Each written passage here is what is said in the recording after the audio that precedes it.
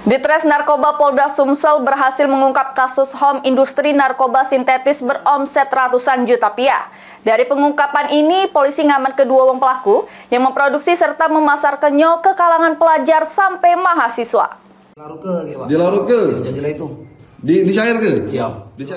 Pengungkapan ini bermula dari laporan masyarakat, kemudian dilakukan penindakan sehingga nangkep dua wong pelaku di tempat yang berbeda di Palembang. Tempat pertama kontrakan yang dijadikan pelaku untuk memesan bahan baku secara online, kemudian dikontrakan kedua untuk memproduksi narkoba sintetis. Dari tangan kedua pelaku, polisi ngamankan barang bukti narkoba sintetis berupa cairan yang siap edar sebanyak 873 ml. Kemudian beberapa bahan baku sama alat yang dipakai untuk produksi narkoba sintetis. Bermodalkan duit Rp1 juta untuk membeli bahan baku, tersangka ngeraup keuntungan sampai ratusan juta rupiah per bulan. Dari pemeriksaan polisi, tersangka ngeracik dengan nyampur ke segala bahan baku, kemudian direbus jadi siko. Terus, narkoba cairan ini dikemas guna ke botol dengan ukuran bervariasi, serta memasarkannya secara daring maupun ketemu langsung ke kalangan pelajar sampai mahasiswa.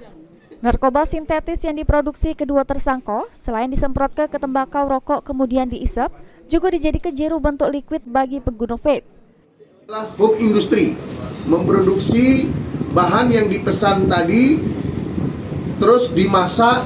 Setelah itu dari hasil masakan ini dicampurkan, ada yang sebagai liquid ataupun cairan yang disemprotkan. Ya, nanti disemprotkan ke tembakau ataupun rokok yang kita isap. Atas ulahnya, kedua tersangka dijerat pasal tentang narkotika dengan ancaman hukuman mati atau penjara seumur hidup. Ini Polda Sumsel terus mendalami kasus ini untuk mengungkap jaringan yang lebih luas serta mengantisipasi peredaran narkoba sintetis yang makin marak. Mulyadi, PAL TV.